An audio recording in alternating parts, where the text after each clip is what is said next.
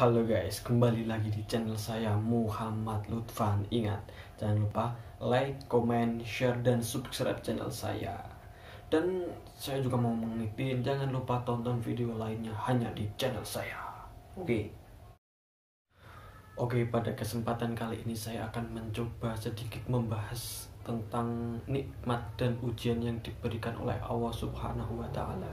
Nah, menurut Syekh Abdul Qadir Al-Jailani, terdapat dua macam manusia atau dua jenis manusia.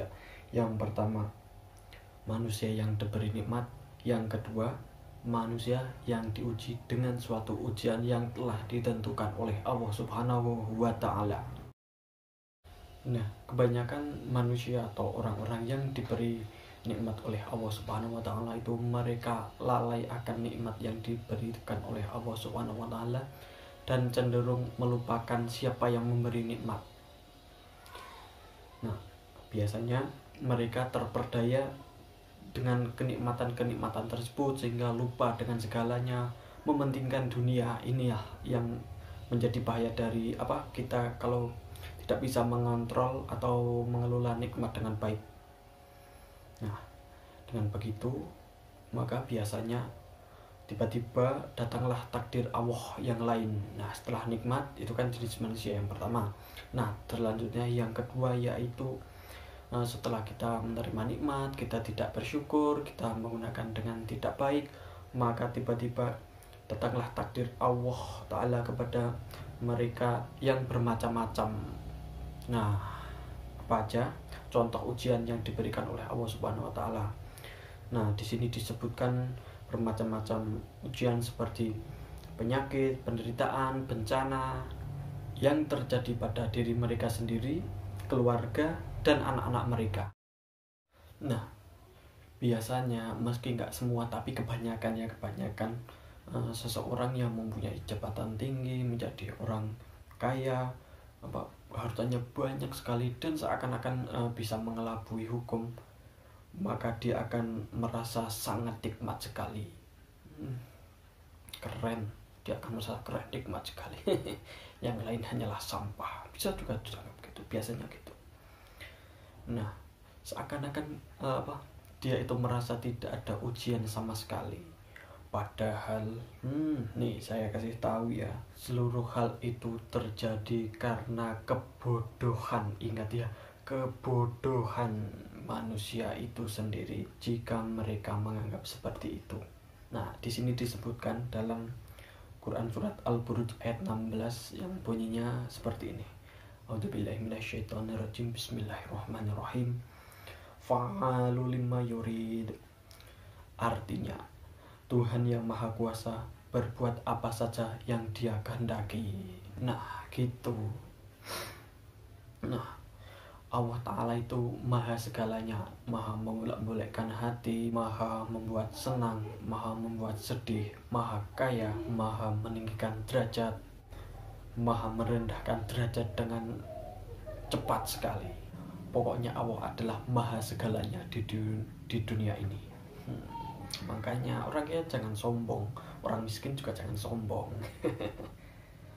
Nah, biasanya manusia itu terlena dan tertipu dengan nikmat-nikmat yang ia peroleh dan ia dapatkan. Mereka menganggap bahwa semua nikmat itu berasal dari karya atau usaha keras mereka sendiri tanpa bantuan orang lain, bahkan tanpa bantuan Tuhan sekalipun.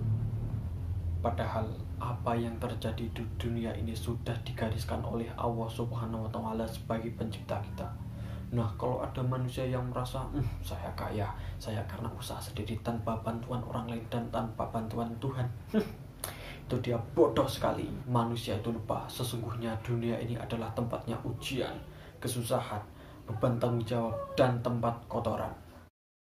Sesungguhnya pangkal atau inti dari kita hidup di dunia ini adalah ya melakukan ujian, dan tepi luarnya adalah kenikmatan.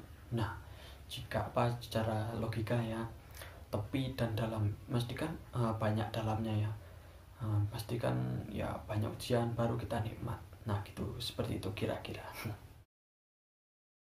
Di buku ini dunia juga diibaratkan dengan pohon bakung, bahwa jika digigit awalnya pahit, namun lama-lama akan terasa manis. Makna tersebut itu sama dengan kita menjalani kehidupan di dunia, yang mana seseorang tidak akan merasakan manisnya kehidupan jika belum merasakan pahitnya kehidupan.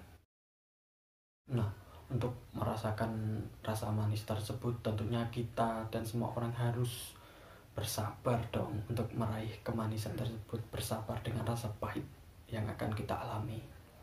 Seperti itu.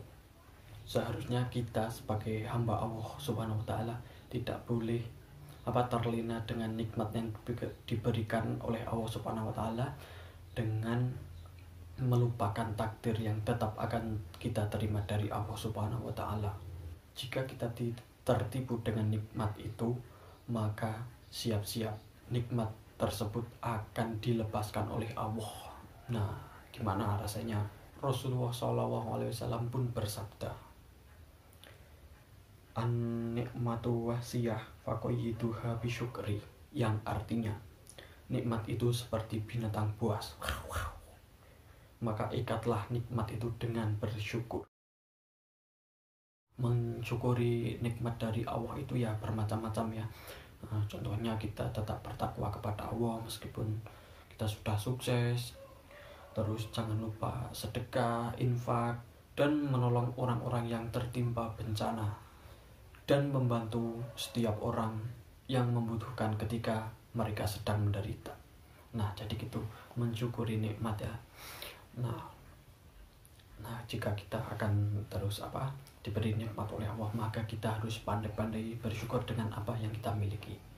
Nah, belum tentu yang dimiliki orang lain itu jika kita miliki kita bahagia. Belum tentu apa yang dimiliki orang lain yang kita inginkan itu membuat mereka yang memiliki bahagia. Jadi jika kita kepingin dengan tetangga kita itu kita harus menahan diri. Kita nggak mesti bahagia jika kita memiliki hal tersebut yang sama dengan tetangga kita.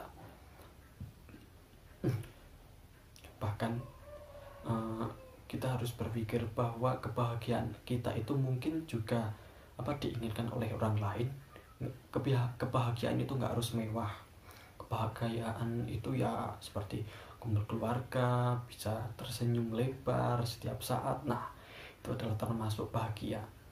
Nah, jangan lupa juga bersyukur ya, membantu orang lain yang kesusahan, seperti itu. Nah, kiranya cukup itu saja yang dapat saya sampaikan. Kurang lebihnya mohon maaf. Wassalamualaikum warahmatullahi wabarakatuh.